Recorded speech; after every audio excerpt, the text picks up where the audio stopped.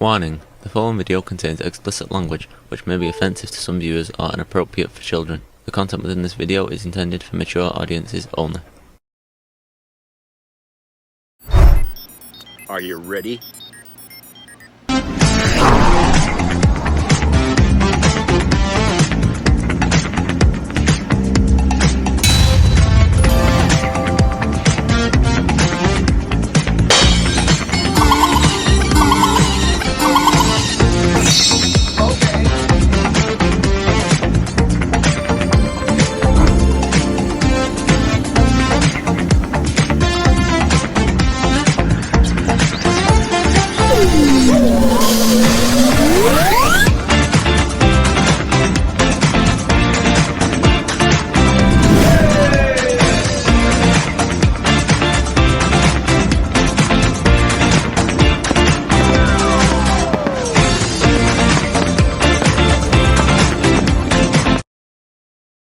Hey everybody, it's Jeff.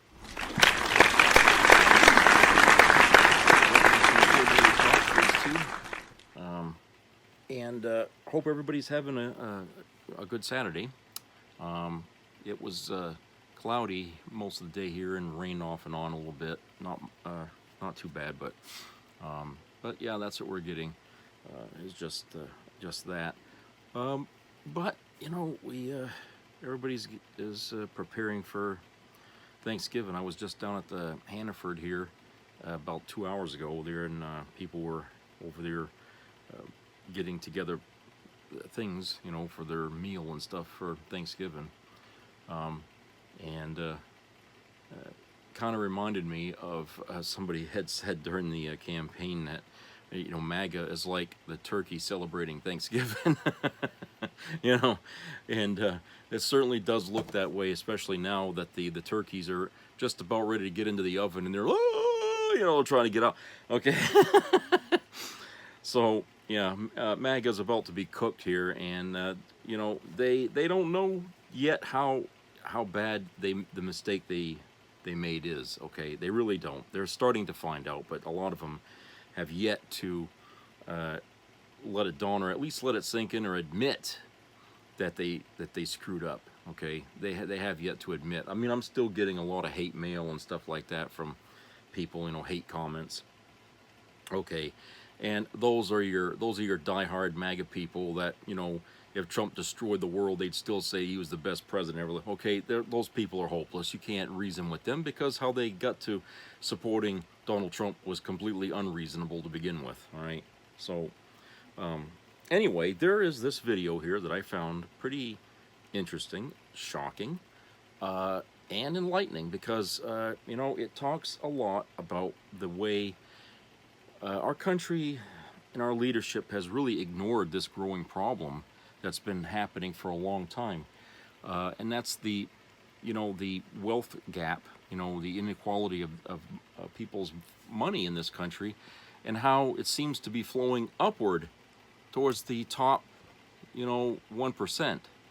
And so he's going to break this down in a video, and I'll see you on the other side. We'll comment about that. Hey guys, I'm going to break down for you right now why I have no doubt that MAGA is going to fail. And when I say that, what I mean is the public of the United States of America will revolt. There will be backlash. There will come an instance where Trump's approval rating dips to 35% or even lower. We might get to as low as what it was on January 7th, right after the riot. So I'm very certain of this for a number of reasons. Number one, we saw what that first term was like. We saw he wasn't popular throughout that first term. We saw moments where he really bottomed out kind of low. I believe 31% may have been his lowest number. We know what his agenda is. His agenda is George W. Bush's fourth term, cut taxes for the rich, deregulate, stuff his administration with Wall Street executives and billionaires, and mix that this time around with even more rank, overt authoritarianism. That is a toxic mix. That is not something people are looking forward to. The reason Trump won is because he has the vibe of a revolutionary. People think he's going to bring change. The problem is he's a revolutionary conservative, and people are not going to like the conservative part of that revolution. So Why is this all going to fall apart? Because of the following. I'm about to show you a video. Now, granted, this video came out about over a decade ago. This video came out. So understand that the situation is probably even worse today. But what this video explains is the meat of the problem as to why our country is in such dire straits, as to why everybody's so pissed off, everybody's so angry. Every election is a swing election where you kick the bums out and you want something new, you want something different. What you're about to see here is the meat of the problem with our political system. And the fact of the matter is, we know Trump is going to do nothing to fix this. In fact, he's going to make it work. And the population will not stand for it. So MAGA will implode on itself. The question is, how bad is it going to get before we get to that point, right? And the other question is, how much of the agenda did they get through? How much do the Democrats lay down on a chalk outline of themselves? How much do the other Republicans cuck themselves to Trump? How much does the media fight back effectively? These are all yet to be seen. But what I know for sure is what will happen is more hawkishness when it comes to foreign policy, more tax cuts for the rich, more deregulation. It'll be conservatism on steroids and human growth hormone. And then we can only hope that the incompetence of Trump and everybody around him makes it so they can't fully follow through with the authoritarianism, which is part of the agenda as well, right? But they're probably going to do some semblance of mass deportations. It can get pretty ugly. But eventually, America will turn on MAGA. Why? Because this is what we're dealing with at the moment, both under previous administrations and under what will be the next Trump administration. This is income and wealth inequality in the U.S. and how insanely out of whack it has gotten. As you're watching this, ask yourself, did you really think that it was this bad? Here we go. A Harvard business professor and economist asked more than 5,000 Americans how they thought wealth was distributed in the United States. This is what they said they thought it was. Dividing the country into 5 rough groups of the top, bottom, and middle 3 20% groups, they asked people how they thought the wealth in this country was divided. Then he asked them what they thought was the ideal distribution. And 92%, that's at least 9 out of 10 of them, said it should be more like this. In other words, more equitable than they think it is. Now that fact is telling, admittedly, the notion that most Americans know that the system is already skewed unfairly. So in other words, for people just listening to this podcast style, the American people thought there's a decent amount of income and wealth inequality. Here's what we think it looks like in chart form, right? And then they say, well, what's ideal? And they limited that wealth and income inequality and said, this would be more ideal. There's still a curve, right? There's still, a group that is, working class, and then there's a middle class, and then there's a wealthy group, but the chart is pretty reasonable, let's say. The Gini coefficient, as it's called, is kind of reasonable. Okay, watch this. But what's most interesting to me is the reality compared to our perception. The ideal is as far removed from our perception of reality as the actual distribution is from what we think exists in this country. So ignore the ideal for a moment. Here's what we think it is again. And here is the actual distribution. Shockingly skewed. Not only do the bottom 20% and the next 20%, the bottom 40% of Americans barely have any of the wealth. I mean, it's hard to even see them on the chart. But the top 1% has more of the country's wealth than 9 out of 10 Americans believe the entire top 20% should have. Mind-blowing. That's an insane fact. That's an insane fact. I find this chart kind of difficult to wrap my head around. Instead, let's reduce the 311 million Americans to just a representative 100 people. Make it simple. Here they are. Teachers, coaches, firefighters, construction workers, engineers, doctors, lawyers, some investment bankers, a CEO, maybe a celebrity or two. Now let's line them up according to their wealth. Poorest people on the left, wealthiest on the right, just a steady row of folks based on their net worth. We'll color code them like we did before based on which 20% quintile they fall into. Now let's reduce the total wealth of the United States, which was roughly $54 trillion in 2009, to this symbolic pile of cash. And let's distribute it among our 100 Americans. Well, here's socialism, all the wealth of the country distributed equally. We all know that won't work. We need to encourage people to work and work hard to achieve that good old American dream and keep our country moving forward. So, here's that ideal we asked everyone about.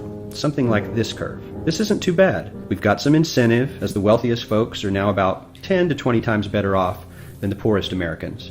But hey, even the poor folks aren't actually poor, since the poverty line has stayed almost entirely off the chart. We have a super healthy middle class with a smooth transition into wealth. And yes, Republicans and Democrats alike chose this curve. 9 out of 10 people, 92%, said this was a nice, ideal distribution of America's wealth. But let's move on. This is what people think America's wealth distribution actually looks like. Not as equitable, clearly, but for me, even this still looks pretty great. Yes, the poorest 20 to 30% are starting to suffer quite a lot compared to the ideal, and the middle class is certainly struggling more than they were, while the rich and wealthy are making roughly 100 times that of the poorest Americans, and about 10 times that of the still healthy middle class. Sadly, this isn't even close to the reality. Here is the actual distribution of wealth in America. The poorest Americans don't even register. They're down to pocket change, and the middle class is barely distinguishable from the poor. In fact, even the rich between the top 10 and 20 percentile are worse off. Only the top 10% are better off. And how much better off? So much better off that the top 2 to 5% are actually off the chart at this scale. And the top 1%, this guy, well, his stack of money stretches 10 times higher than we can show. Here's his stack of cash, restacked, all by itself. This is the top 1% we've been hearing so much about. So much green in his pockets that I have to give him a whole new column of his own, because he won't fit on my chart. 1% of America has 40% of all the nation's wealth. 1% of Americans have 40% of the nation's wealth. Look at this chart. Look at this chart. This is the reality. Now wait, he's going to give you another fact, which is mind-blowing. The bottom 80%, 8 out of every 10 people, or 80 out of these 100, only has 7% between them. And this is... The bottom 80% of the country only has 7% of the nation's wealth. That is what we like to call unsustainable. That is what we like to call a pubic hair's length away from fucking pitchfork time. Only gotten worse in the last 20 to 30 years. While the richest 1% take home almost a quarter of the national income today, in 1976, they took home only 9%. The top 1% used to make 9% of the nation's income. Now the top 1% makes 24% of the nation's income. Meaning their share of income has nearly tripled in the last 30 years. The top 1% own half the country's stocks, bonds, and mutual funds. The bottom 50% of Americans own only 0.5% of these investments, which means they aren't investing. They're just scraping by. I'm sure many of these wealthy people have worked very hard for their money, but do you really believe that the CEO is working 380 times harder than his average employee? Not his lowest paid employee, not the janitor, but the average earner in his company. The average worker needs to work more than a month to earn what the CEO makes in 1 hour. We certainly don't have to go all the way to socialism to find something that is fair for hardworking Americans. We don't even have to achieve what most of us consider might be ideal. All we need to do is wake up and realize that the reality in this country is not at all what we think it is. I can't get over that fact that the bottom 80% of the country has just 7% of the wealth. So why do I know MAGA is going to fail? Because not only is Trump not going to address this, he's going to make it worse. He's going to make it worse. It was under Trump and his tax bill that for the first time in our history, billionaires paid a lower effective tax rate than working class people. Isn't that astonishing? They paid a lower effective tax rate. As a percentage, billionaires paid less than working class people. Trump's new tax plan, we just covered an analysis on it the other day. It's going to raise taxes on working class people and cut taxes for the wealthy. Again, let me reiterate, this is unsustainable. It's unsustainable. A country can't continue like this. This is, bodies in the streets very soon. So he's going to do nothing to fix this. In fact, remember, during his first term, he packed his administration with more Wall Street executives and billionaires than any other administration in history. He's doing the same thing now. And like I said, fourth term of George W. Bush. So this is going to implode in on itself. But we need to address this reality. Now, by the way, how did it get so out of whack? That's the question that I know most of you are probably thinking. The answer is actually very straightforward. From the mid-1970s and onward, there were a number of Supreme Court decisions which effectively legalized bribery in our country. It made it so that money is viewed as free speech. And so therefore, a super PAC or a corporate PAC, they can spend unlimited amounts of money to get politicians in there. We have very few rules, even when it comes to directly contributing to campaigns. There's very few rules. There's all these loopholes. So effectively what happened is billionaires and multinational corporations bought our politicians. The politicians started representing just the billionaires and the multinational corporations, and working people got totally ignored. They got shoved to the side. Our government doesn't represent us anymore. If they did, we already would have, say, universal background checks. We already would have higher minimum wage. We already would have universal health care. We already have higher taxes on the rich. There's no correlation between what the public actually wants according to the polling and what the government does. Because of that, the corruption at the heart of the system, that's what led to this. Trump is not only going to not fix that, again, he's exacerbated the problem and made it worse. He had a meeting at Mar-a-Lago with his billionaires and flat out told them in a quid pro quo way, hey, you give me more money, I'll give you more tax cuts, I'll give you more subsidies. He took $100 million from Miriam Adelson in return for allowing Israel to totally annex the West Bank. It's only going to get worse. He's not going to raise the minimum wage. He's not going to give us the PRO Act, which would give more working people a union, which would increase pay and increase benefits. He's not going to do universal health care, which would massively help. Number one cause of bankruptcy in this country is medical bills. It would help massively. He's not going to do that. None of the things that are on the agenda, none of the things that are on the table are going to fix the country and are going to materially improve people's lives. So look, the door is wide open, man. The door is wide open for, instead of the fake populist on the right, Donald Trump, to win, a real populist on the left can win. We got to get the money out of the political system, which is easier said than done, but we should have clean elections. We should have public financing of elections. We should make it so billionaires and corporations don't have the control in this way that they do have. But beyond that, you just have to stand for an agenda for the people and fight for it relentlessly. And that's how you win. I talk about this all the time now, but it would be great if a Democrat ran on, you know what? We're going to make this country number one in the world. The infrastructure is going to be number one in the world. That's my goal. I don't just want to do an infrastructure bill that updates things. I want to have the number one infrastructure in the world. We're going to spend whatever we have to spend in order to get to that point. We're going to tax the wealthy to afford it. We're going to end the corruption and have clean elections. We're going to switch to a 4-day work week because Americans are overworked and underpaid. We're going to do a higher minimum wage. We're going to do universal health care. We're going to do Social Security for all. Universal basic income system. We've seen countless studies now on universal basic income, and the gist of it is that money almost always gets spent on important, necessary things, everyday basics. It doesn't get wasted on lotto tickets or alcohol or drugs. It goes to the fucking light bill. It goes for food, right? It gives people a little bit of wiggle room. They can pay the bills. They can survive. Some people were able to take that and leave a job that they hated and go get a new job because they finally had a tiny bit of a cushion. Guys, remember, $50 trillion was stolen from the bottom 90% of the country. This is not me speaking. There was a Rand Corporation study that said, I believe from the 1970s until today, $50 trillion was stolen from the bottom 90% and given to the top 1%. They say if we just kept the wealth disparity the same as it was back then, every American would have an extra $1,100 every month for the rest of their life. That's how much the system is rigged. This is the result of corporations and billionaires buying the government and rigging it in their favor and against you. This is the result. We have to unrig it. The first president to actually fight back against this oligarchy and this kleptocracy and this corruption will go down in history as one of the greatest ever. Just like FDR had to do with the New Deal, you'll have just the greatest president of all time who can effectively unrig the system and get us out of this. It's not going to be Trump. Trump is going to double down on the corruption. He's going to make it worse. He's going to help his rich buddies out and his corporate buddies out as he does more war. And that's why ultimately MAGA is going to fail. And I don't think it'll even be particularly close.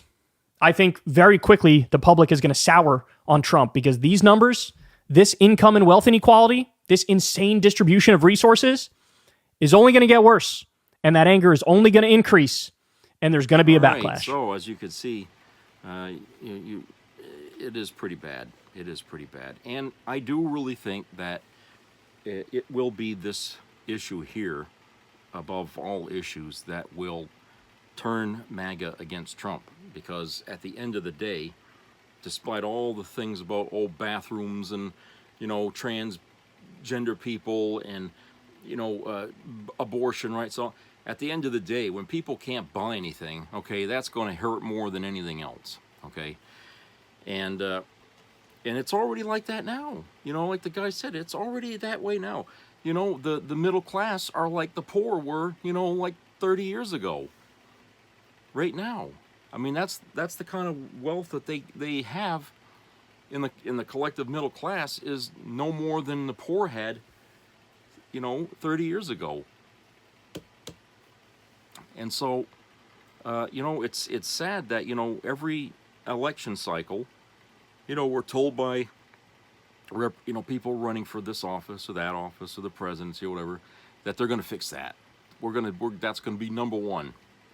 We're gonna tax the rich. We're gonna get the money back down to the rest of the country, so that way we have, a stronger economy. Because when you got buying power out there, you got a system that's churning along, okay, and that's not really happening right now. What's going on is you got the wealthy at the top buying each other's stock.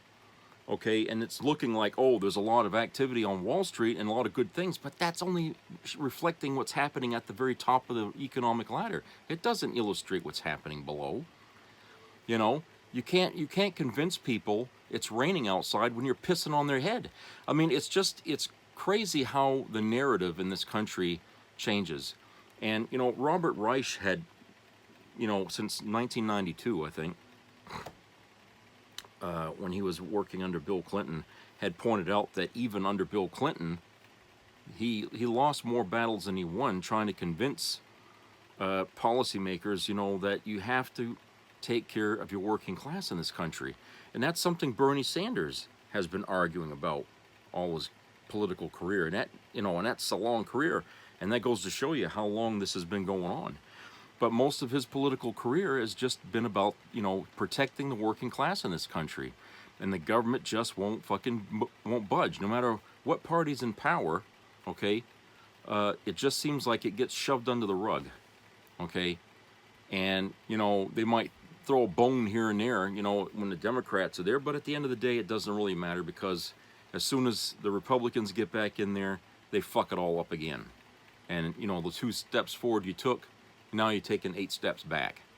So, this has gone on so long now that people are really tired of it. They're really tired of it. I mean, and you could see how it's reflecting on our society. I mean, the way people have to work so many jobs now in order to just get by. People unable to buy a home, okay? And, there shouldn't have to be a program sponsored by the government to help people buy a house, okay? I mean, if you'd have told a Republican that, like 40 years ago, that the government would one day would have to help people buy a home, they'd have a fucking shit. They'd shoot a goddamn brick, okay? And that's where we're at. I mean, that's what Kamala Harris was talking about in her, when she was campaigning about starting a program to help people, first-time home buyers, to help them to get a home, okay? It was never like that before. You never would have heard about a program like that, and of course that plays into the paranoia of the right about government overreach. Like, oh, government's taking over everything. Well, when people can't have anything, who else can they look to get something? I mean, Jesus, what the hell are we paying our taxes for? If people can't benefit in some way from government help. I mean, if you want people to stop relying on government, guess what you got to do? You got to make it easier for people to live their fucking lives. That's what you got to do. That means you got to stay the hell out of their business, but you don't want to cut their damn throats either. You want them to be able to work, get a decent pay, get some, healthcare benefits, because if you value your employees, you're going to want to take care of them, right? You know, you got to do these things, and you got to make the rich pay their fucking share of taxes in this country. When you start leveling the playing field here, you won't see a graph where all the money in the fucking universe is on one end of the scale and there's just pennies on the other end. That's ridiculous. That's not America, and that's certainly not a healthy economy. And like the guy said, the country cannot sustain itself like that. All right, things are going to happen, you know. And in this situation, when you have a problem like this, and when, say, you know, economic times become very difficult, like a recession hits or something, the people at the low end of the scale, they're the ones that are hit the hardest, okay? Because they've got no financial back, you know, no foundation of protection with money. Because hey, they can't save any money. They need every fucking dime they have just to be able to. So it's like hand to mouth. They get their paycheck and it's spent before the week's over. That's the way people are living. You cannot sustain a country like that. Everybody's one paycheck away from, you know, from homelessness and starvation. It's crazy. We all recognize the problem. Everyone I talk to, Republican, Republican or Democrat, they echo the same thing. That's the common denominator. It's just we each have our own ideas about how to fix it, okay? They think on the extreme side of the scale.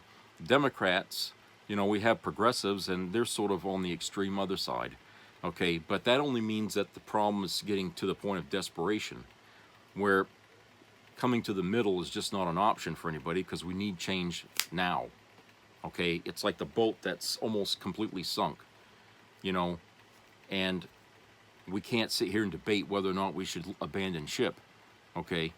So we're at a critical point here in American history where this problem has ballooned to such a size now that it's almost unreversible without some kind of drastic policy change that may only come through force, you know.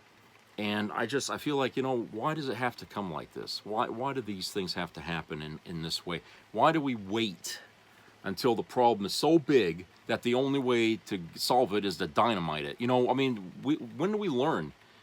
Okay, when we raise our kids, do we wait until the kid gets himself so deep in trouble that now he's looking at getting arrested and probably you're thrown in jail and maybe the death penalty in some cases?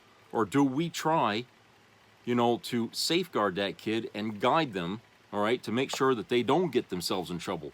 I mean, if we lived our lives like that, all of us would already be sitting in prison probably for, you know, a crime, you know.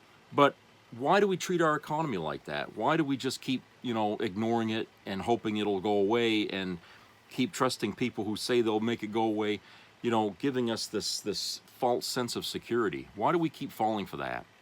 Because Trump isn't, like the guy said, Trump's not going to change that. He's one of those people at the extreme top, okay?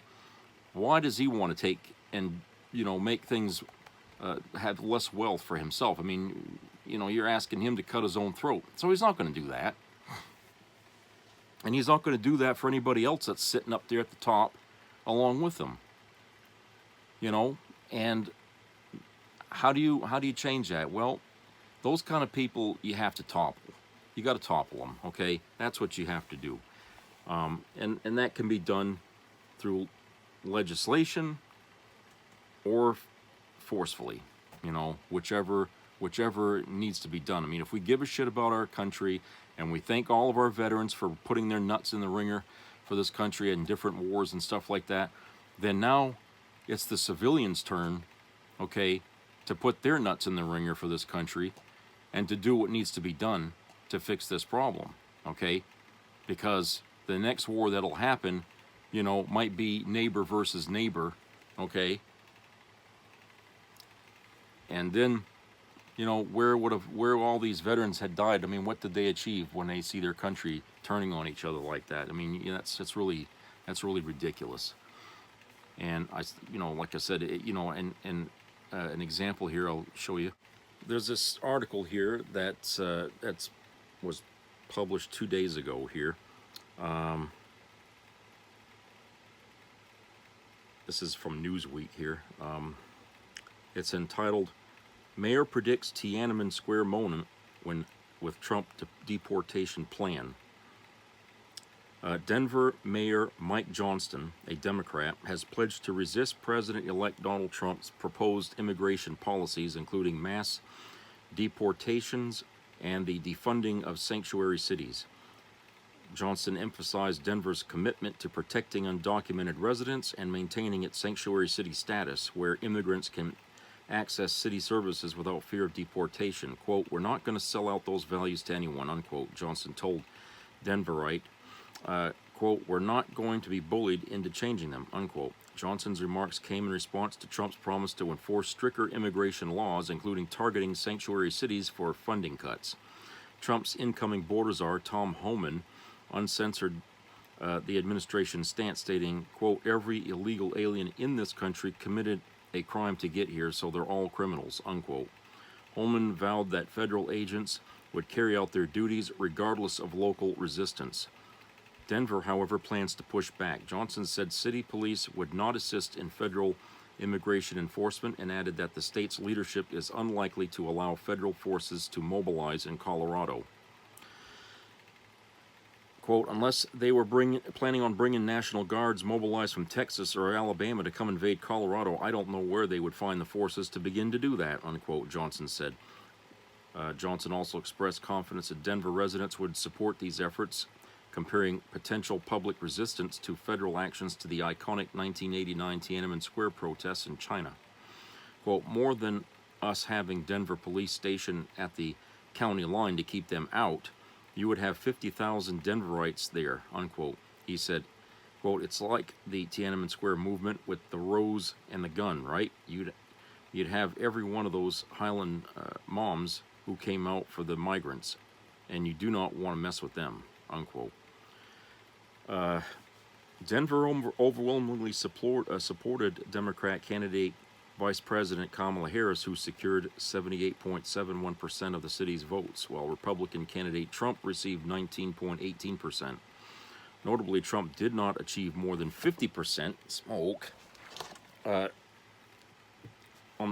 the vote in any Denver precinct.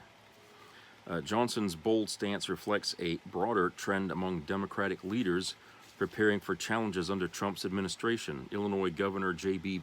Pritzker has also recently pledged to uphold his state's sanctuary policies, declaring, quote, "If you come from my people, you come through me," unquote. You see what I'm saying about we're coming to the end here, okay, with the way,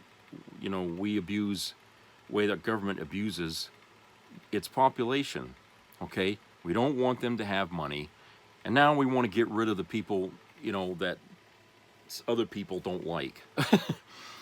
And you're probably going to be seeing a lot more mayors and governors making stands against Trump, okay?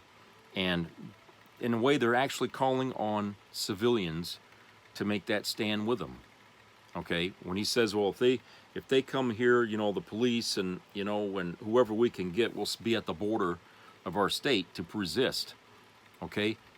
When that happens, what's Homan going to do then? Is he going to say, shoot to kill, get them out of the way?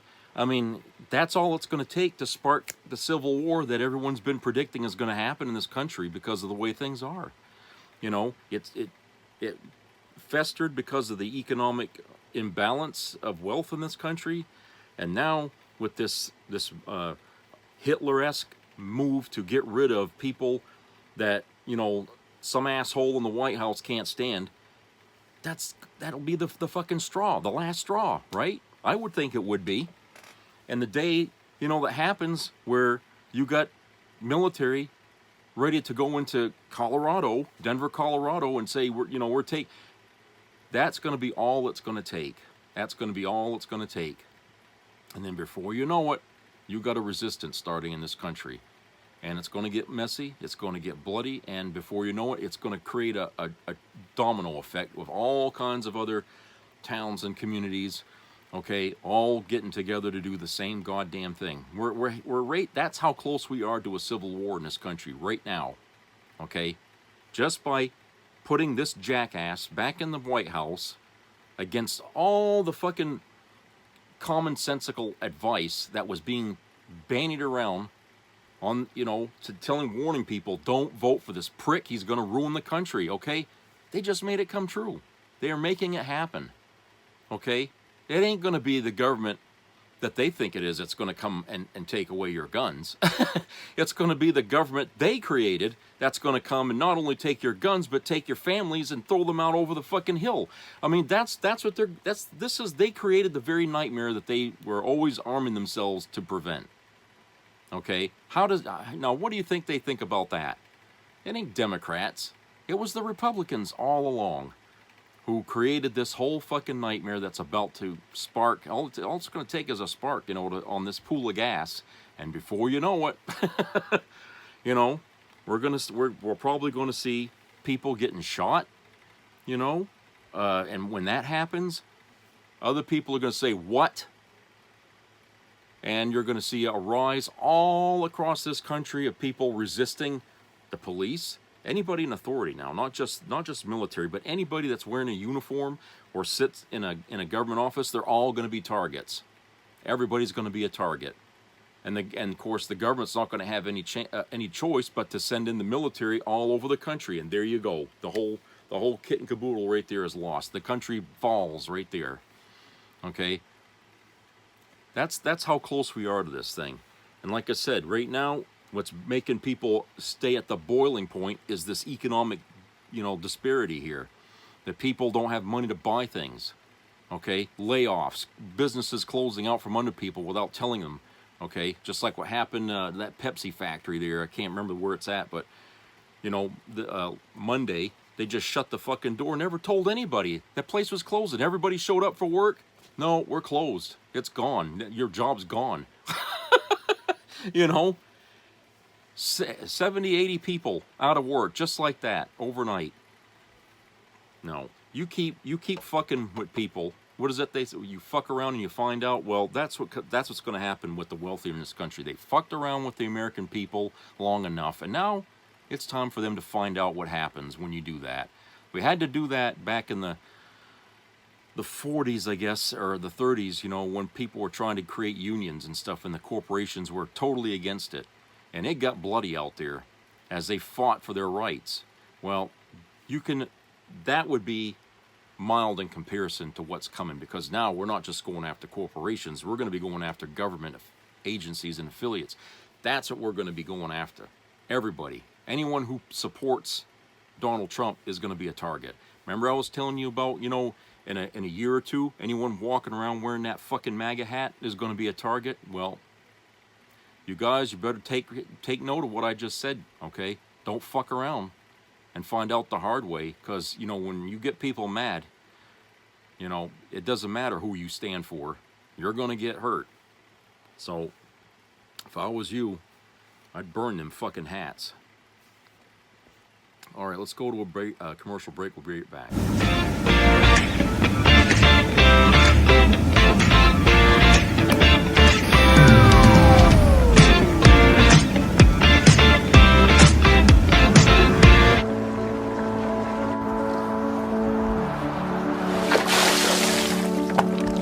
This is me. This is me.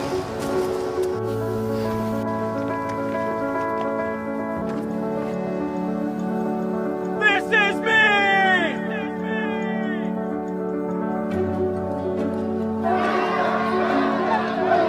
This is me. I'm Alex Curtis. I'm a lobsterman in Maine, and this is me. I'm Ruth McLaughlin, and this is me. I'm Eric Hopkins. I'm an artist, and this is me. This is me. Me. This is me. This is me. This is me.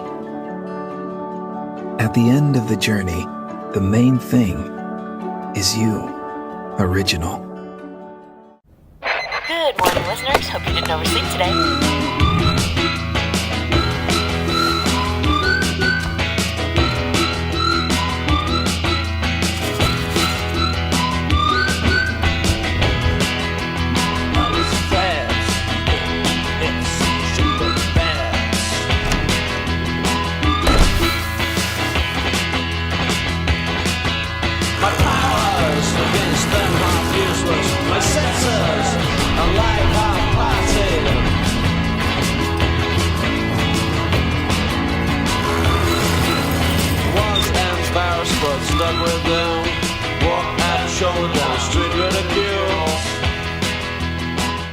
want to say something, though, about Tom Homan. Mm-hmm. So for everyone who said Trump doesn't know what Project 2025 is, he just put a key contributor in charge of this. And Tom Homan was interviewed on 60 Minutes, and he was asked, is there a way to carry out mass deportation without separating families? And he said, of course there is. Families can be deported together. He also said that it didn't mean if someone was coming to be, quote unquote, rounded up and grandma was in the house and she's undocumented, that it didn't necessarily mean that grandma wouldn't be taken to. And you can say Donald Trump has a mandate till you're blue in the face. Taking grandma is not what people were voting for. They were voting for criminals to be kicked out of this country.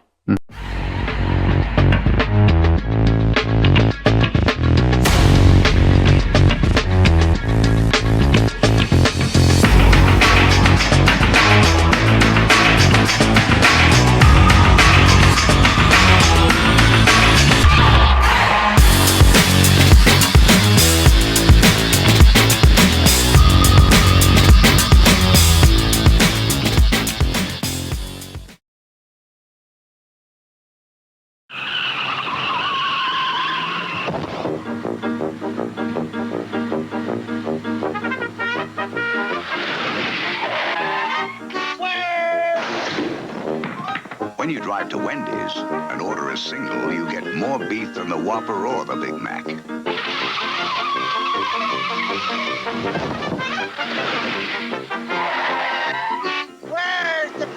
At Wendy's, you never have to ask, where's the beef?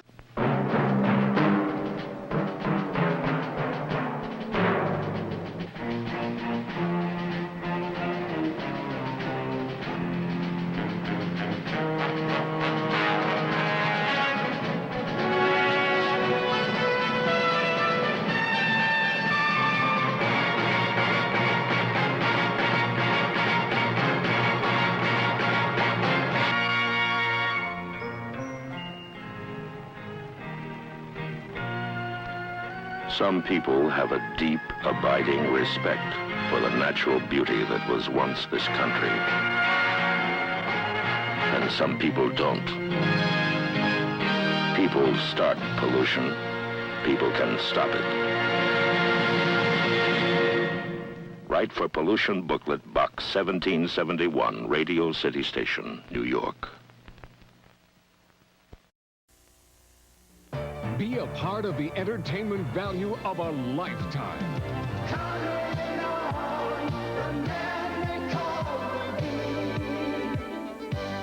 I loved it.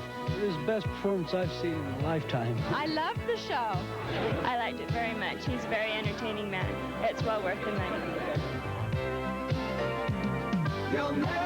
Now appearing in Charlottetown, coming to Halifax November 6th to the 18th, and St. John November 20th through the 26th.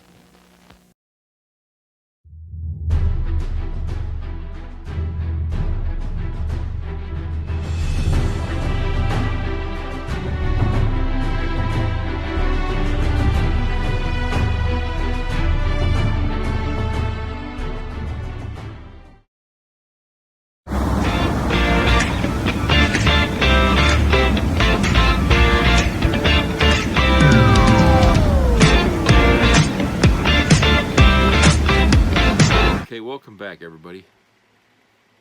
So, Inquirer.com had put out a thing here on their webpage that I guess they asked, or I don't know how they did this, but they put out that Teamsters union members who voted for President-elect Donald Trump said it was, quote, definitely social issues, unquote, like trans rights and immigration, that made them support the seemingly anti-union candidate.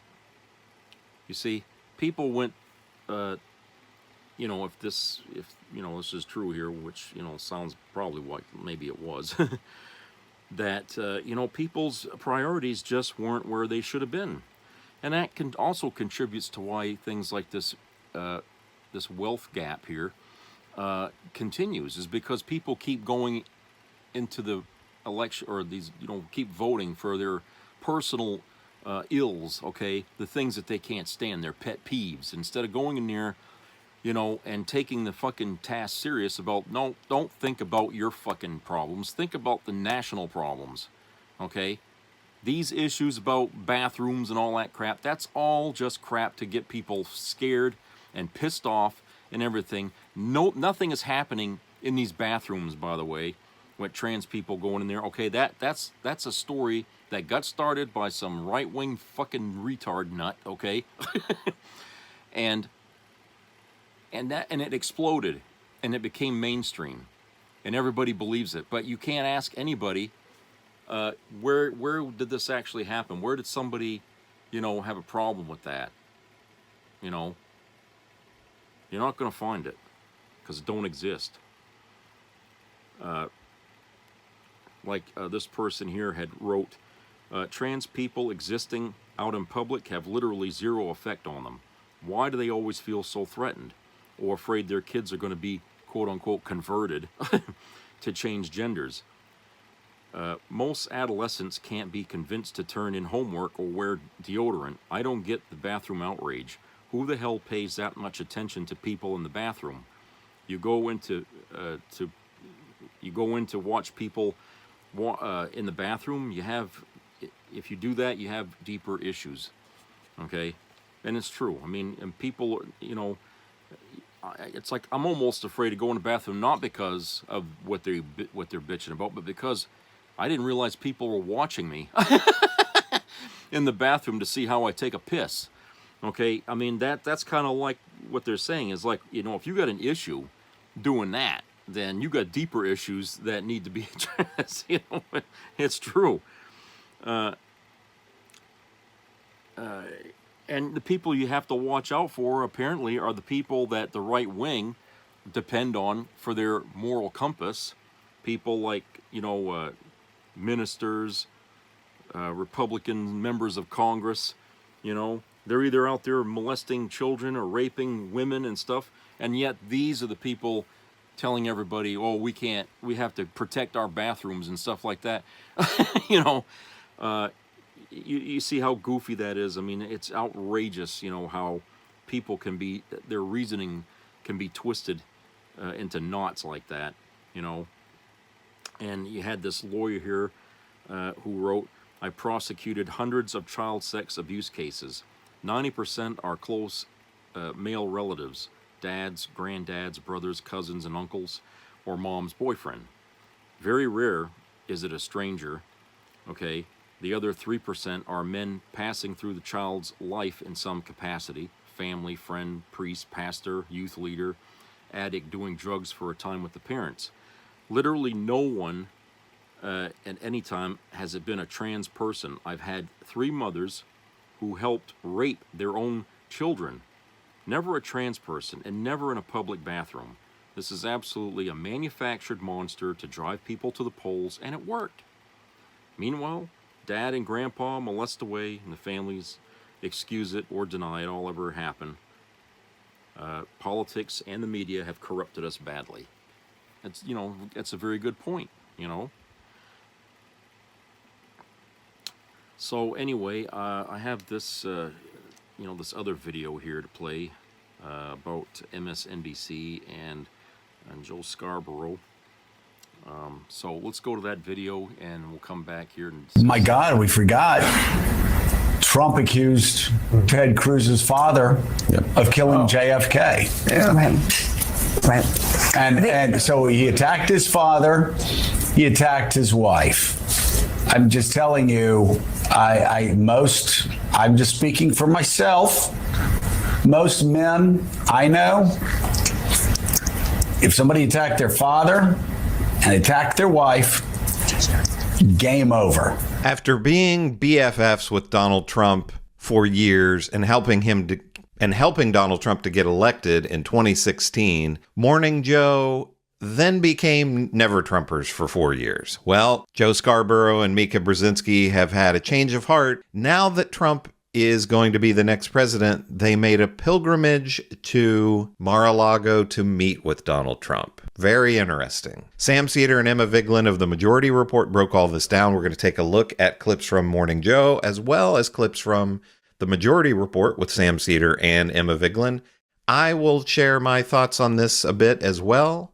Let's get into this together. There's basically people who are going to bow down to Donald Trump and those who are not. And let's just celebrate some who I am sure will not bow down to Donald Trump.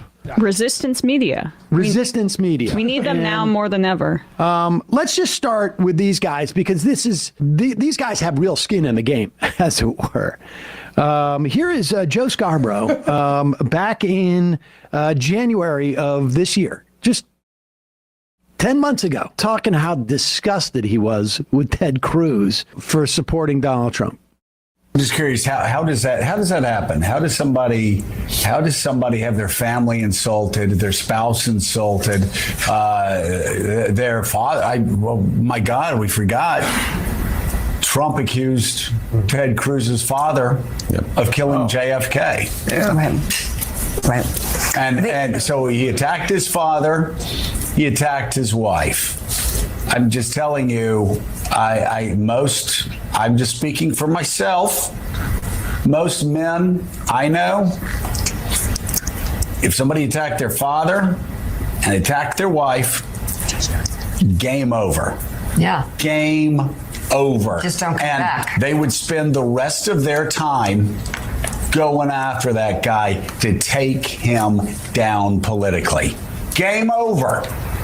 But in this case, he's proud and enthusiastically supporting a man who said his father helped kill JFK. All right. I mean, we get the point. Game over. That's what it means to be a mighty man of That's what a man does. You come after my family, you come after my wife, buddy. It's game over. Look at this. Remember when Donald Trump said this about his wife? Mika, and I heard poorly rated Morning Joe speaks badly of me. Don't watch anymore. Then how come low IQ crazy Mika along with Psycho Joe came? Wait, where's the other one there? Yeah, to Mar-a-Lago for 3 nights in a row around New Year's Eve and insisted on joining me. She was bleeding badly from a facelift. I said no. Oh, wow, man! You know what? Game over, buddy. You don't come for a guy's wife, right? Right, Joe? Here, listen what Joe was talking about Donald Trump. This was just when was this? A couple of this last year. Yeah, last year. Last fall. 2 days. He threatens to, says the chairman of the Joint Chiefs probably should be executed. And then he says that the news network that is most critical of him should be taken off the air.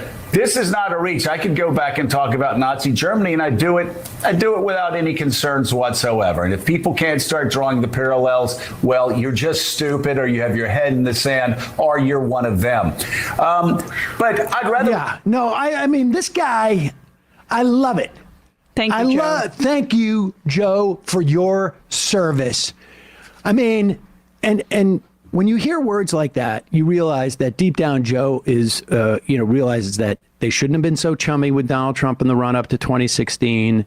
That they knew they had done wrong. They were sucking up to power. They were sucking up to Trump. And these are people who clearly learned their lesson and are deeply principled. In fact, here, listen to what they said today. Over the past week, Joe and I have heard from so many people, from political leaders to regular citizens, deeply dismayed by several of President-elect Trump's cabinet selections, and they are scared. Last Thursday, we expressed our own concerns on this broadcast and even said we would appreciate the opportunity to speak with the president-elect himself. On Friday, we were given the opportunity to do just that.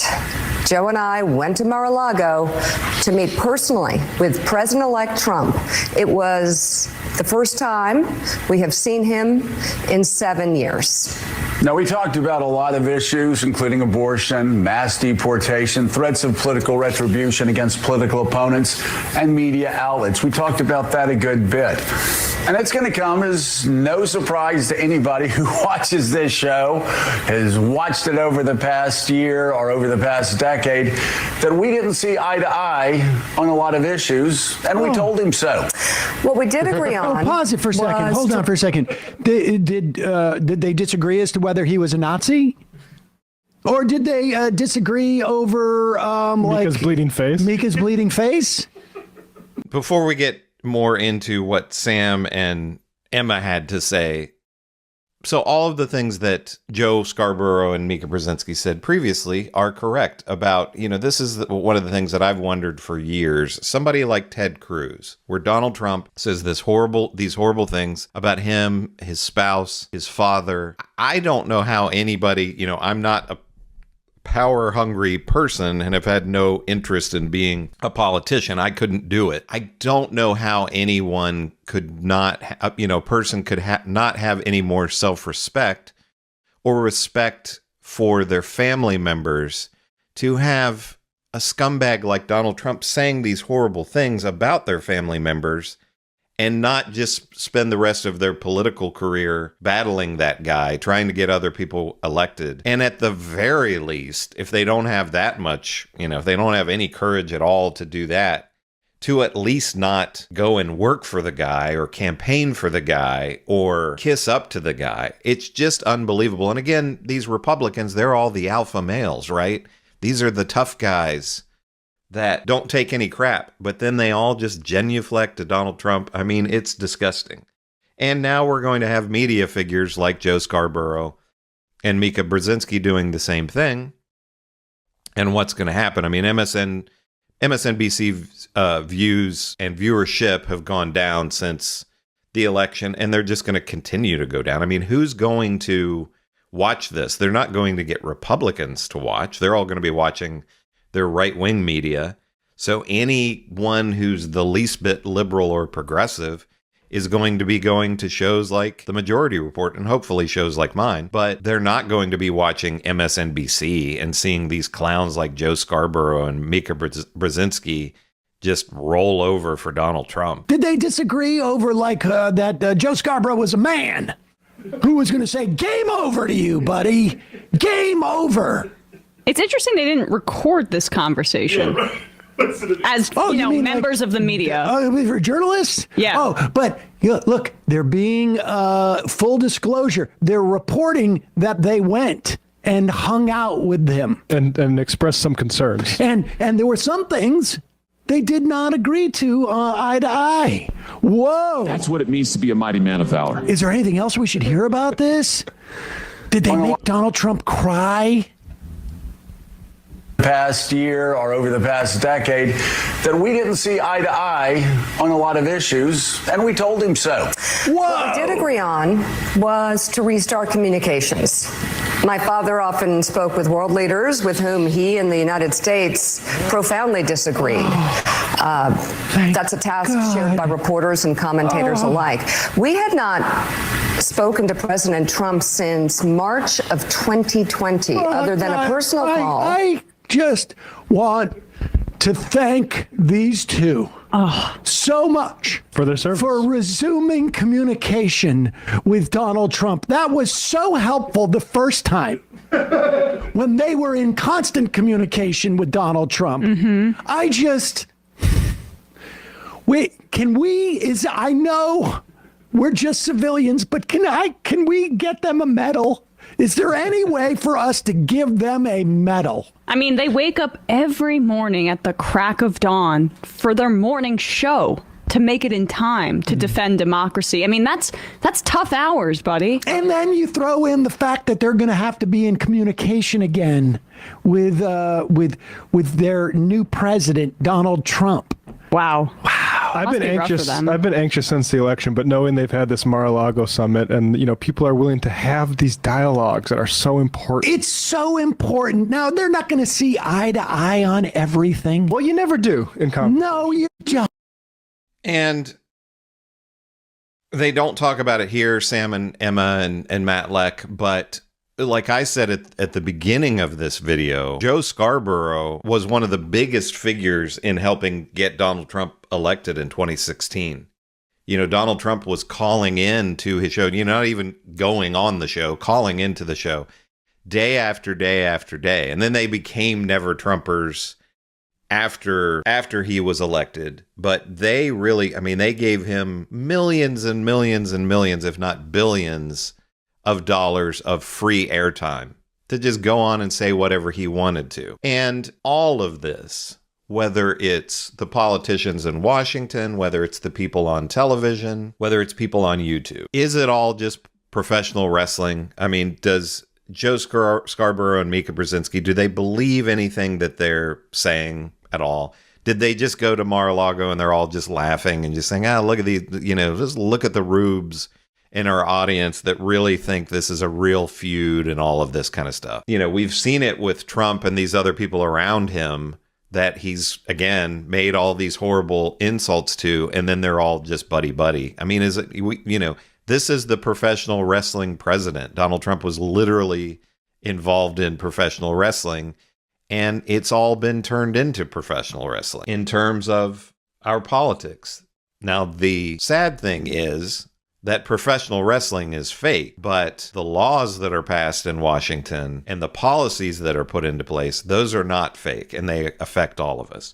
But what do you think about Joe Scarborough, Mika Brzezinski making their pilgrimage to Mar-a-Lago, and Sam Seder and Emma Vigeland making fun of all this? Are they correct? Or in terms of Sam Seder and Emma Vigeland, or are Joe Scarborough and Mika Brzezinski and Morning Joe doing the right thing in going and talking to Donald Trump? Do you think there's any chance that they are going to be critical of Donald Trump going forward and using words like Nazi and all of that? Or do you think they're just going to roll over for Trump? I think they're going to roll over for Trump, and I have not that I want them to do that, but it's fine with me because I don't care about their show, and if their show just continues to plummet in the ratings, I think that would be a good thing.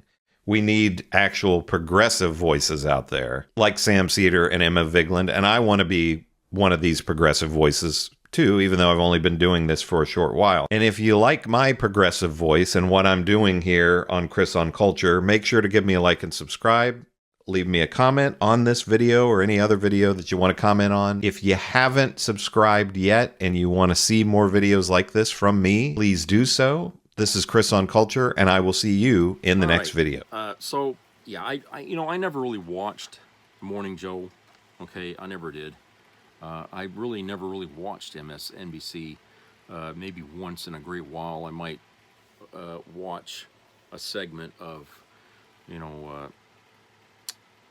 Rachel Maddow or something like that. But otherwise, I really don't even watch that channel. But these days, I don't really watch much television news because I've been disillusioned by what they give us as news, is concerned. And I think it started right around the time when, I was old enough to be aware of what was going on when Dan Rather was kicked off CBS News for, what was going on with his report on George W. Bush and his time in the Air Force, or was it the Air National Guard? I can't remember which it was. Okay, because he went AWOL or something like that, and what happened wasn't his fault, and he fell on the sword for the channel for CBS. Okay, but I thought it was an injustice, and it was right around that time, I think, when I started tuning out to television news and stuff, because then I figured, if people at the top are not interested in reporting facts and they're more interested in their bottom line, then what kind of news are we actually hearing? Is it really news, or is it mostly propaganda? But I want to read this article here, written by Jennifer Rubin, who was an MSNBC contributor. And let me start this here. Stephanie Kaloy, okay. Washington Post columnist and MSNBC contributor Jennifer Rubin described Joe Scarborough and Mika Brzezinski's visit to Mar-a-Lago to see Donald Trump as, quote, an appalling example of how eager so many elites are to fall in line, to curry favor, to deflect attention, to deflect any kind of incoming criticism that might come their way from the White House, unquote. Rubin ripped into her colleagues at the network on her podcast Friday's episode of, quote, Jen Rubin's Green Room, unquote. The married duo headed for Florida, she said, quote, forgetting for a moment that their audiences despise Trump, that their audience was counting on them to help hold the line against Trump, forgetting for a moment that their audience has no interest in whatsoever in, quote, opening conversations with Trump. Quote, what were they thinking? Who do they think their audience was? Unquote, Robin continued. Quote, well, perhaps this wasn't about their audience. Perhaps this was them trying to defend themselves or avoid retribution that they thought was coming their way, unquote. Scarborough and Brzezinski told their audience Monday that they had opted to personally meet with Trump last week. The pair described their goal as an attempt to, quote, reopen communications, unquote, with the president-elect.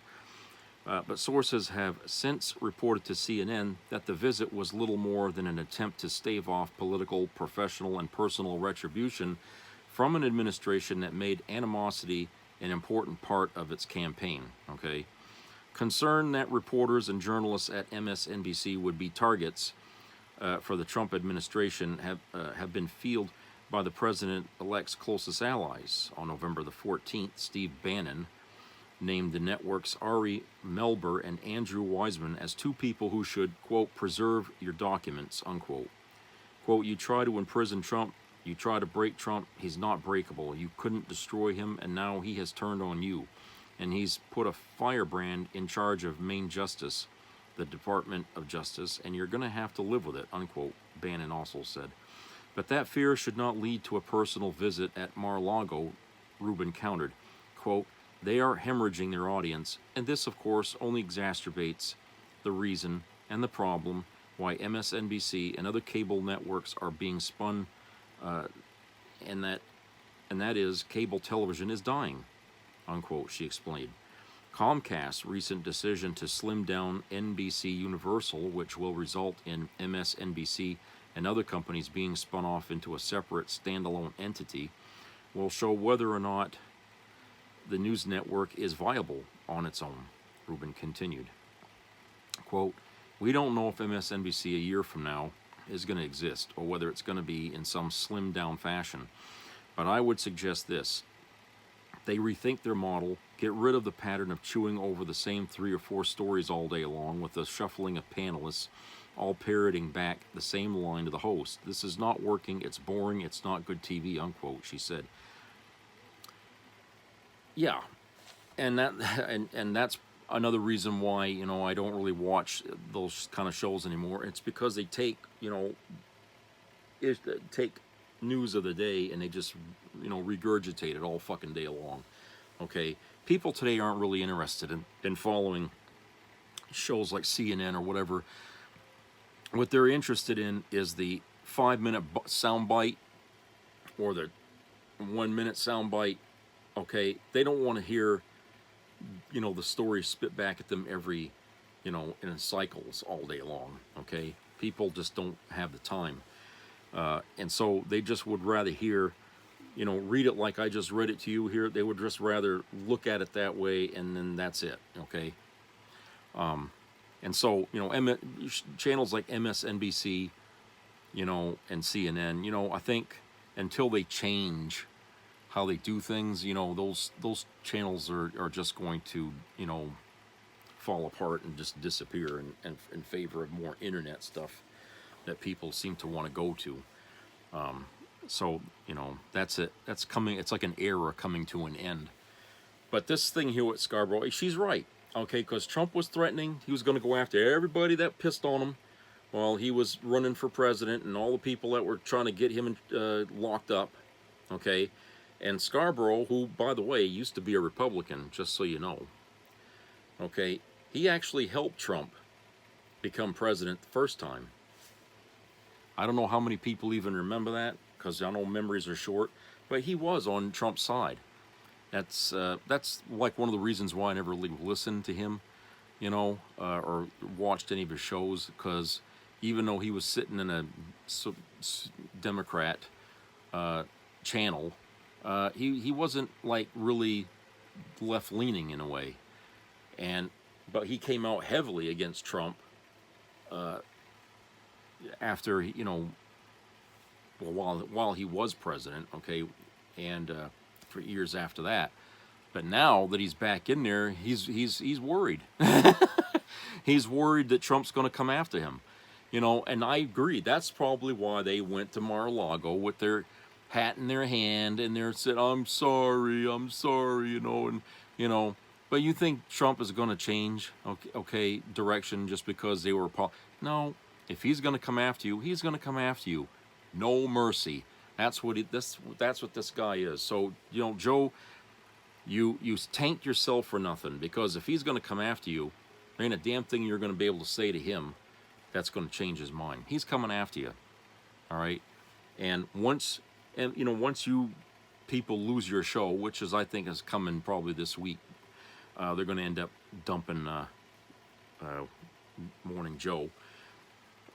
You're going to be naked and without protection, and then all of a sudden your world's going to come crumbling down around you. And that's all going to be due to Donald Trump, President Trump, Donald Trump again, you know, coming after you.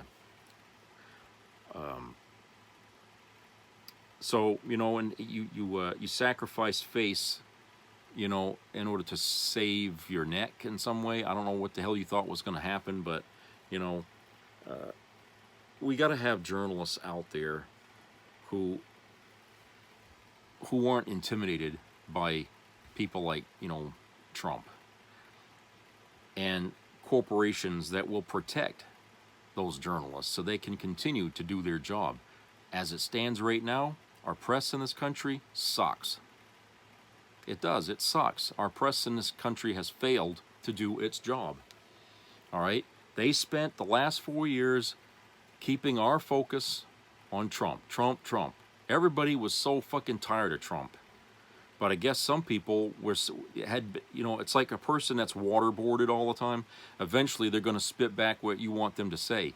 I think that's what we went through. We went through 4 years, you know, under Biden, being waterboarded by the MAGA movement. And now people are just, you know, saying, fine, I'll give you what you want, you know. And I think that's what happened, because I was sick of hearing about Trump. People were actually getting mad at Democrat personalities on the internet and stuff like that for playing Trump, you know, excerpts of Trump's speeches too much, because people were getting sick of hearing his voice. Okay, there was that kind of thing going on, and it's still, you know, he gets elected, and it's because I think it's like that. It's like being tortured until you fucking give what they want, and that's what they did to us through the media. And of course, the people that, you know, are young and don't know any better, of course, they're easier to flip, right? So that's why there's so many people under the age of 30 voted for Trump. All right, they don't understand. So, yeah. So if Joe disappears, ain't gonna hurt my day. Okay, I wasn't watching him anyway. You know.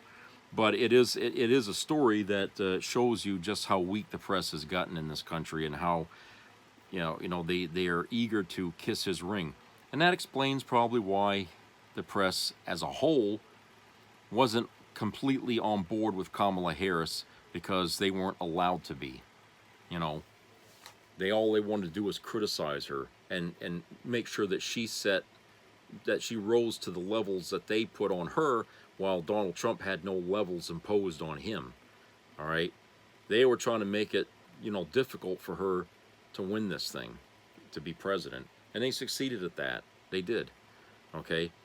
And, you know, some people say, well, we got a lot of misogyny and racism in this country, and that contributed. Well, yeah, I'm sure it did. You know, but I think a lot of, in a big way, it was all about messaging and who was delivering that message and who wasn't.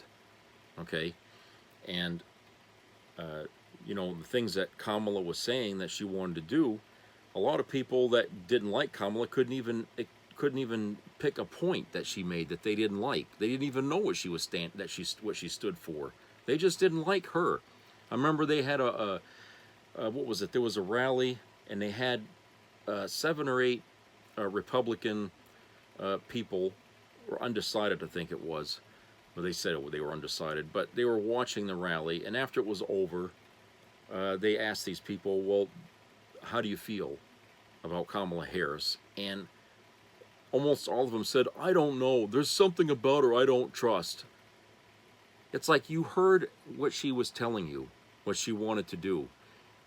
And because you don't feel comfortable with her, you couldn't point out a policy that she is hoping to implement or something as a reason why you don't like her. It's just I just don't like her. She makes me uncomfortable, or some damn reason like that. Maybe that isn't the reason why you didn't like her at all. Maybe it's just because you don't like a black woman running for the office. Okay? Maybe that's the reason. And it's funny, that was coming from a woman that was saying that, that she couldn't, there was something about, I never got that vibe. And a lot of Americans didn't either. They like Kamala Harris. Okay? But her reaction was so off the wall, it was crazy. It's like, how can you say that? When Trump is out there saying things that are way worse and more uncomfortable than anything anyone could ever imagine a candidate for president saying, okay, he doesn't make you uncomfortable, but she does. You see what I'm saying? There's no rhyme or reason to it, okay? It makes no fucking sense where these MAGA people got their idea that Trump was better than Kamala Harris, okay?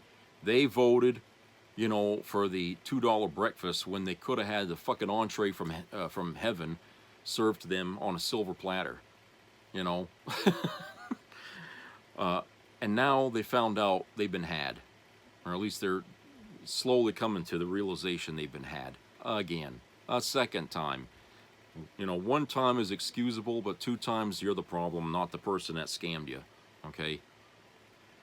So you people that are crying now because you got ditched by your families, your friends, your peers, okay, and you go on the internet and you say, I don't know why these people are hateful, they're treating me like shit.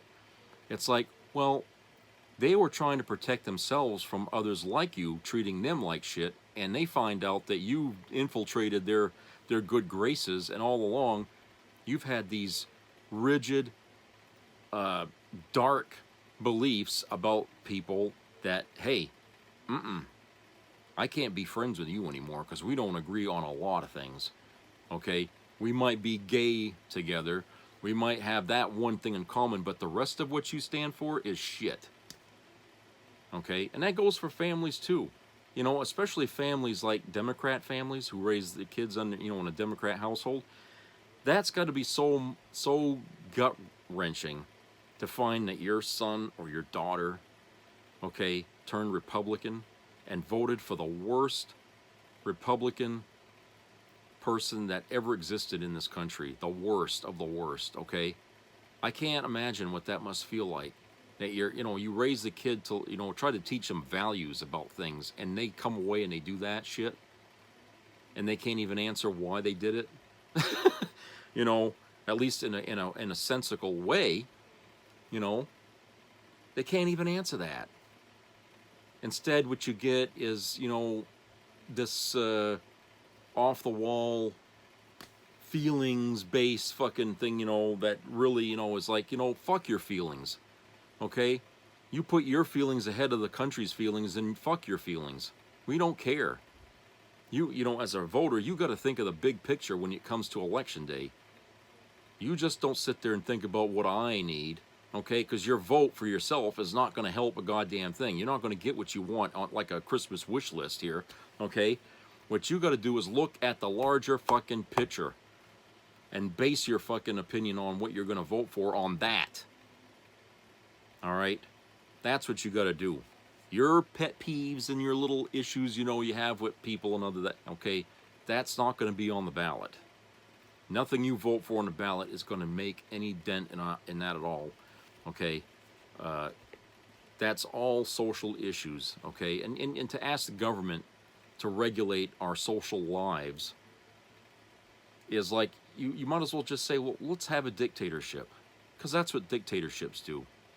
They would marginalize you. They would have you under a very large microscope watching every fucking thing you do, okay? you know, I really think people today would probably really do prefer dictatorship, but they just don't understand what that would mean until it happens. And like I said, people have to learn lessons the hard way. They got to go through the mud, okay, to appreciate the shower that's on the other side of that mud, to get cleaned off. But until they do that, you know, they'll always be bitching about the shower. Okay, but they have to go through the fucking mud. And I think America has, you know, we've been without a house cleaning in this country for too long, okay, and it needs one. Which means, you know, we're going to have to suffer. You know, whether you like to hear that or not, I think it's going to be a cathartic, you know, catharsis to bring this come to Jesus moment for the population, to finally appreciate what it means to be an American, okay? That when we take away all the things that you value, we take away your money, we take away your home, we take away your families, when we let our government do that, okay? And it'll happen in some ways for a lot of people that are, you know, maybe watching this now, that's going to happen. Maybe when that happens, you know, something will snap. People will wake up and realize how good they had it. Even when they couldn't stand the bathroom issue and all that stuff, it was still preferable to what's happened to them now. Okay? That's when people are gonna learn. And I told somebody last night, you know, about the racial and the phobia that's in this country about different things and how to fix it. And they didn't like the answer. But to me, it's the only answer. Is if you want to try to put a dent, at least a good sizable dent, in how people look at each other and just pick out everybody's flaws and things they don't like, if you want to put a stop to that, what you do is you take the group as a whole, put them in the middle of the worst fucking war that there could be, and they have no choice but to rely on each other to survive. After 3 years of that, they're going to come back home, the ones that lived through it, and they're going to look back on those days 3 years prior of how they were then, and they're going to say, you know, I was such a fucking idiot back then. Okay? And the reason why I say this is because I've talked to enough veterans, Vietnam veterans, okay, who went to war over there, and they had to stand side by side with a black guy, okay, and if you remember that period of time, how it was for you know, African Americans and stuff like that in the service. It was only at that time when barriers started to fall, because the guy that you probably wouldn't have talked to when you was a civilian is now defending you because you got shot and you're on the ground bleeding to death, and this guy is the only thing standing between your death, okay, from somebody else. You know what I'm saying? That black man's out there shooting to protect you while the medevacs are coming to rescue you. Okay?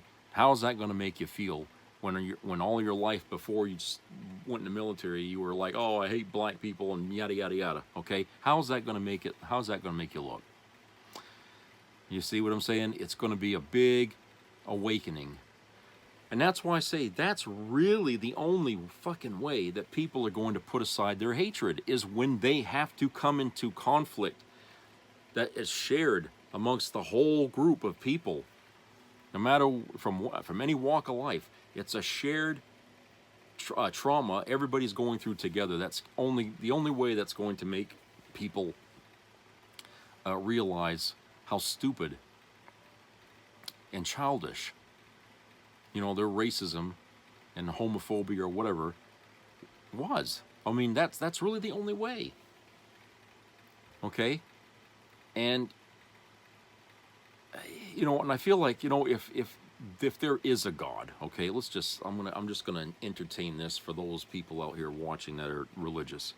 If there is a God and he wants us to be better than the way we've been, maybe the country heading where it is now into a possible civil war that might come out is going to be a catharsis, a cleansing of our society. And maybe it's probably going to be something that is much needed in our country. And I think back to like Gene Roddenberry, who created Star Trek, and how he felt that humanity will become better, but it has to go through hell first to get there, which meant, you know, there was this eugenics war, the World War III, you know, and all these other wars that happened before humanity come out the other side and said enough is enough. This is bullshit. We've ruined the planet, and we've lost billions of people. Now we're going to have to try things differently. We're going to have to put aside our warlike nature and try to come together, you know, and do something positive as a species. That's what he believed. Okay? He didn't say the future was going to be bright. He said it would get bright, but we'd have to go through hell first in order to get there. Okay? Because even he realized that people have to learn the hard way. Okay? People have to learn things the hard way. And I've seen that in my experience.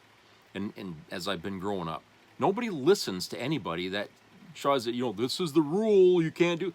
Nobody, they spit on that. You watch on YouTube, people, you know, like they call them Karens and stuff like that.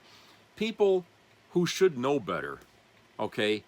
They won't learn that they're supposed to know better until they've gone through the whole judicial system and come out the other end. Then they learn something, okay? But you just can't put a set of rules in front of somebody and expect that they're going to absorb that and live their life accordingly. Nor are they expected to learn from mistakes they made and learn from history. They won't do that either. If they have to repeat that mistake, they will repeat that mistake. Okay, and every generation is going to try to protect the next one, you know. So yeah, it's really sad that humanity is that way, but that's a flaw in our race of people. You know, that's the flaw that we all have, is that we are not smart enough yet, okay, to learn from our mistakes, and because of that, we're going to repeat another one soon. With this jackass we got for taking the office next month, or in January rather. Sorry. Okay, that's where we're going to get a really good lesson taught to us. Okay, and I hope people are going to be paying attention to this, and I hope the historians are going to take note of this, because we may have a lot to say to the future. But at the same time, we got to hope that the future is smart enough to recognize good advice when they hear it. All right, so that's it for today. I hope everybody has a great rest of the weekend. So subscribe, comment, and share, and keep your ears open for health matters, and treat each other great out there, and enjoy the weather if you got good weather. So I'll talk to you guys later. Take care, everybody.